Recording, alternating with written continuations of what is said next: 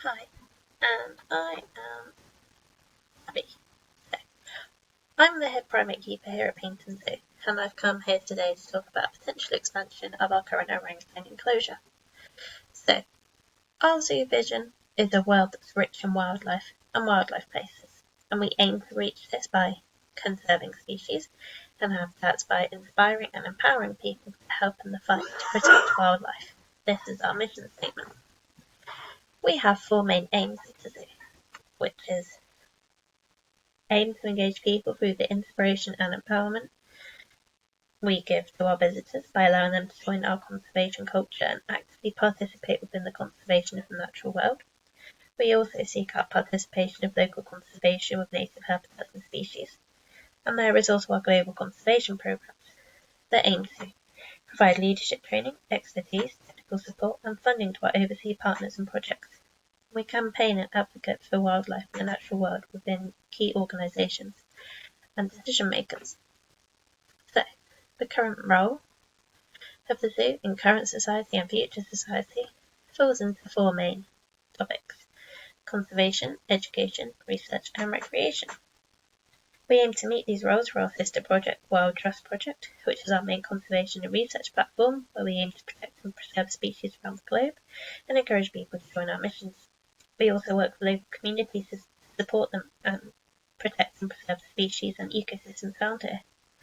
We also fund research projects both in situ and ex situ, such as the social management of captive primate species and the conservation of the hyper-endemic Tsangwa restricted amphibians, which we are currently researching this year. We educate people of all ages through virtual lessons held currently on our website and Facebook, keeper talks that happen at the zoo, outreach programs by going to different conservation programs to schools, as we also do with the school visits, and different charities and organisations. And the zoo provides recreation to our visitors by being a fun and enjoyable day out for the whole family with different opportunities to get involved in, such as keeper talks, demonstrations, animal experiences and VIP days. So, if we want to meet our vision and aims of creating a world that is rich in wildlife and wild places, then I think we need to first focus our attention to an enclosure that we already have here at the zoo: our orangutans. So we house the Borneo orangutans, which are endemic to the island of Borneo, found just off of the Philippines. They primarily inhabit lowland forests. Even though they are the largest arboreal mammals, they still travel many miles daily on the floor. Their diet mainly consists of fruits, but will also have leaves, bark, flowers, and some insects. And these apes lead semi-solitary lives within a large established territory. Within the zoological collections, they are viewed as one of the charismatic megafauna species, and this helps to draw in public, which can also increase our profit, which can then allow us to fund further conservation and research projects. I think these guys really need our help because they are one of those species that people come to the zoo to see, and we can make their enclosures so much better. And mainly these guys, they face some serious in situ threats. They're now currently classified as critically endangered on the IUCN Red List. Their wild population numbers are facing serious decline, and for this reason they're protected under the Indonesian Act No. 5, 1990, and this prohibits the possession, killing, injuring or trading of these great apes. But they still face massive threats within their in-situ environments, such as the deforestation from the palm oil plantations, which is their major threat to their habitat and their numbers. Mining and illegal logging, again, to make way for these plantations, further infrastructure, make way for houses, roads, industrial fires that can be started by people clearing land space for these projects to take place, the illegal wildlife trade, hunting and poaching, which they're then traded for bushmeat. Their fur, their skin, their bones, their teeth could be used in traditional medicine. And then these guys can be sold into the pet trade. They can end up on the beaches for visitors to take photos with, and they can end up being mistreated and neglected. Within the captive environments, we can help to increase their population numbers, and one way to ensure the reproductive methods are most successful is to ensure that their welfare needs are being met within these ex situ environments. And we can do this through their enclosure design, the available enrichment that we give them, their diet, their social housing, ensuring that their main welfare needs are met. And we can do that here at Paignton. Now, I've been researching other collections. I looked at Chester, Dudley, Twycross, Monkey World down in Dorset, Colchester Zoo, London Zoo, and I found that the main themes that these guys have, they have high climbing rates.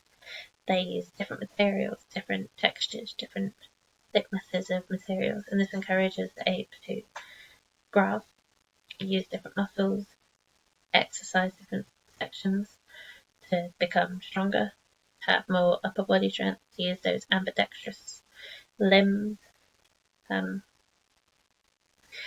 A lot of them, as you can see, have high rope bridges, high netting to encourage more climbing, different uses of the body parts.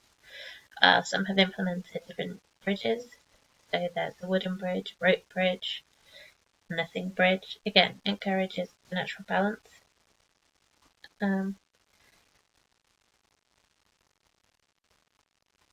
There's lots of different uses of natural forages. Some have implemented large wading pools, different materials, different items that we can put forages into to encourage this natural behaviour. Some more things is different heights, different social sizes. Some zoos have primarily bachelor groups. And just making the environment more enriching. And I think that if we were to implement some of these methods, I'm sure we'd see an increase in not only our breeding success, but the animal welfare and the mental state of our guys, which in turn will increase the visitor satisfaction and then leave them feeling that our animals are well cared for. And this has previously been shown to increase visitor empathy for the animals that they see, which then increases the amount of money they may leave as a donation, and also encourages them to return back to the collection at a later date. So the benefits of the expansion. As previously stated, visitors will be more willing to spend money, and then this can be used to fund conservation projects and research, which is beneficial if they feel that the animals are in a good state of welfare. By customers and visitors feeling satisfied, this can increase staff satisfaction with their job, which will increase their positive mentality and behaviour at work, which can then result in more engaging and educational keeper talks. Their passion to talk about their work and the animals they care for the general public will be increased, so they'll be able to spread knowledge, making visitors more aware about these animals.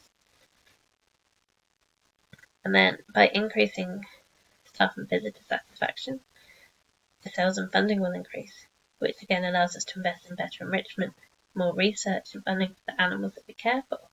We can then focus on generating different enrichment, further benefiting enclosure designs, which then has a positive effect on the animals' welfare and their experience. And then by more visitors seeing happier, generally relaxed animals, this then increases the visitor and the public perception of us, which can then gain positive media perception and then can reach even more customers, even more charities, even more investors and stakeholders.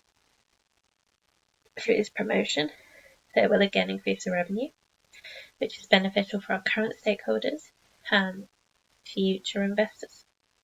And then the increase in funding for the research and conservation projects can then allow us to fund more overseas research, which we can then benefit overseas local communities and charities, as we'll be able to work with them for more, increase their funding and support, make them feel beneficial, and then look at benefiting the in-situ orangutans, increasing their research and the work that goes into them, hopefully making the current in-situ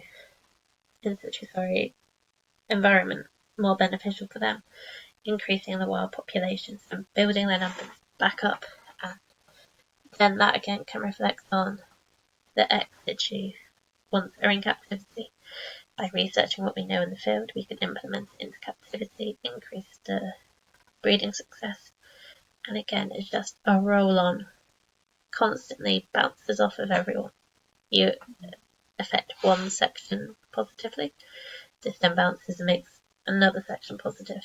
And I really think that we can do that here at Paignton just by focusing on the current orangutan enclosure and making it more beneficial, not only for the animals, but for the staff, for the visitors, and for everyone else involved.